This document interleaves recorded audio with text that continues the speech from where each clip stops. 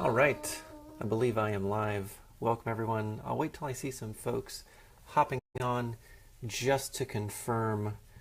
I know that sometimes it's a little tricky if I don't have enough bars. Okay, I think I see the first person hopping on.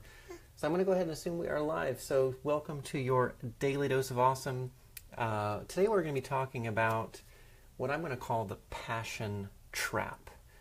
And really what I'm getting at there is I'm calling how navel gazing can crush your entrepreneurial dreams. And I'm hanging out here with Mr. Charlie, and we're actually in his mom's office right now in kind of a quiet corner. A little backlit, so that's why I appear to be kind of stuck over here in a corner. But again, welcome to your Daily Dose of Awesome. This is Charlie's first Daily Dose of Awesome. And so here's what I see happening a lot of times when folks start on their entrepreneurial journey is they get the advice, which is not bad advice, but it's really kind of how you interpret that advice and what you do with that advice. And what people hear a lot of times is you want to pursue your passion. You really want to go after your passions and let passion fuel your business. Now, the problem with that is that passions, it's a very inwardly looking activity, right? It's kind of falls into that category of navel gazing. Okay, so passions are, yes.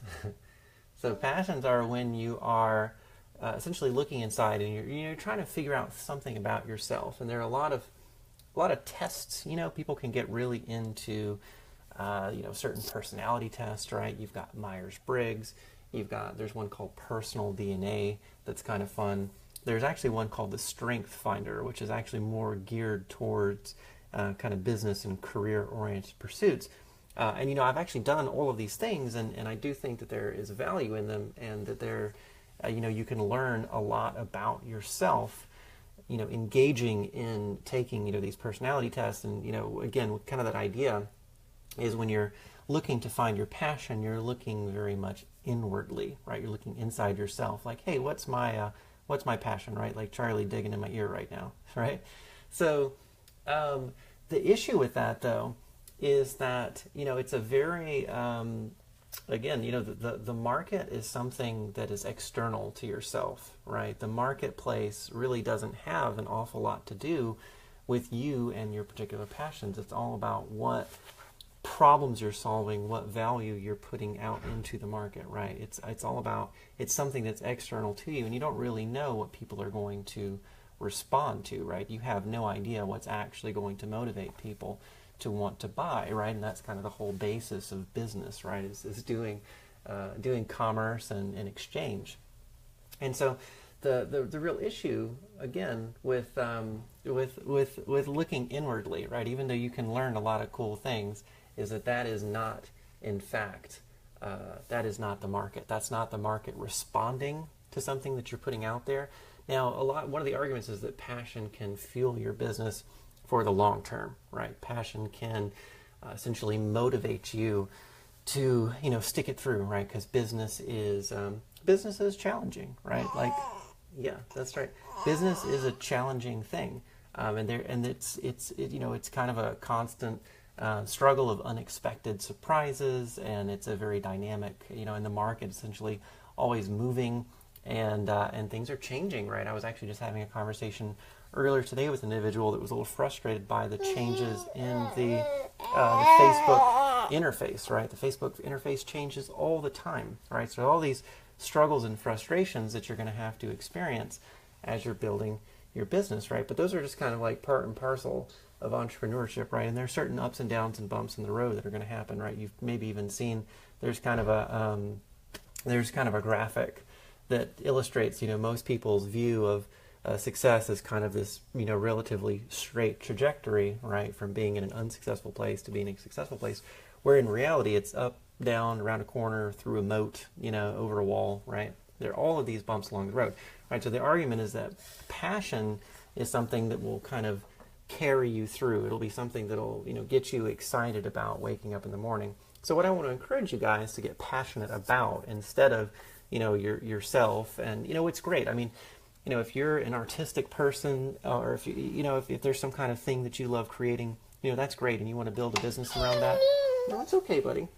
Those are all fantastic things, right? All right, let's see if I can get him to not tug on my earbuds here. All right. So, that's a fantastic thing. Again, there's nothing wrong with being passionate. But if you're starting out from kind of a either a deficit or a place where you're having trouble identifying what your passion is, or you think that passion is related to what's happening out there in the marketplace, then it's going to be tough, right? That's the tough thing, because really what I'd love for you guys to get passionate about is feedback. I'd love for you guys to get passionate about results and data and interpretation, right? So if you're kind of in that place where you're kind of waiting around and you're going like, hey, I want to figure out, like what's the niche for me? What's the particular, market or industry, right? Is it health and wellness? Is it financial? No, it's okay. We're getting there, buddy. So, there's certainly times where, in business, right, you kind of have to to make do with interesting situations. Here, what if I give you an earbud? Will that make it better? Do you want an earbud? But what I'd like to encourage you guys again is to get excited about the idea of putting stuff out there and seeing how the market responds. Seeing if people all right, let's try this. Seeing if people get excited about what you're putting out there. Oh, it's okay. It's okay. He's tired. It's just about his bedtime, or his nap time, rather. See if you can get folks excited about your offer and let that kind of guide you, right? So don't wait, Don't wait. Put the ad out there and, put the blog post out there and just see how people respond. I can certainly tell you from a content creation perspective, there are times when I really geek out on a particular topic and people just don't seem to respond to it, right? Like it doesn't get other people excited, even though that was something that I got very passionate about and very interested in. And I'm always surprised, I was actually looking the other day at how much content I have, love your baby, but can still hate change diapers, right? I was looking at the content because we keep pretty meticulous records of all of our statistics and data and conversion numbers and all that kind of fun stuff. And you just never really know, right? Like when I'm creating a piece of content, I just never really know what's going to really win, whether or not I'm passionate about the subject matter or not, right? So the trick is just putting stuff out there, seeing how the market is going to respond, and really let that fuel your business and let that fuel all of your efforts versus like just chasing essentially what it is that you are most passionate about. Buddy, and it seems like right now Mr. Charlie is very passionate about taking a nap. But anyway, there's just a short message for you guys today. I wanted to make sure that you guys were kind of clear on the notion that passion's a great thing, and we hear that message a lot, right? Like, oh, you got to be following your passions. But really what you want to be doing is seeing what the market is passionate about, seeing what the market responds to. And get out there and serve the market and see what kind of response you get, and then let that guide you. And so part of that is just putting stuff out there, right? Part of that is just, placing those ads, creating that content, putting offers out there, and seeing, who your avatar, right? And that's another thing, right? And this is, again, a very fruitful exercise, which is the creation of your avatar. This is something you want to be really, really clear on. But what's interesting, that is absolutely something that you should be doing. What's interesting is your avatar might even change, right? Like when you start putting things out into the market, all of a sudden your avatar might be someone that you didn't think it was. Someone other than your intended avatar might be responding to your content and your ads. And that's something that can happen. So again, the market's a very dynamic place. It's dynamic, it changes, right? And so that's just something that you kind of have to be prepared for. But again, at the end of the day, what's really important is not looking inwardly, it's looking out. It's looking at the problems that you want to be solving and seeing how effectively you can solve those problems.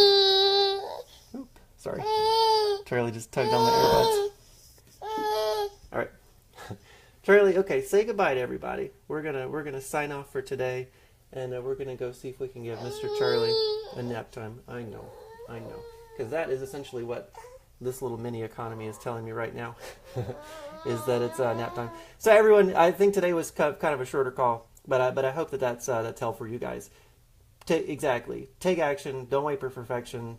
and just put it out there, because you never know how people are going to respond. Again, all the time, there are things that I think are just going to like totally crush it. Content I think is totally awesome, and it gets a lukewarm reception. And other times there's something that I think I kind of rushed through and like didn't do as amazing of a job on, and it will get really awesome data, right? The data will be really awesome. We'll get really good numbers and results. So you just never know. So you just got to put stuff out there. So with that said, everyone, I hope you have a fantastic Friday. And I'm going to take this guy to go take a nap. All right, everybody. We'll see you next time.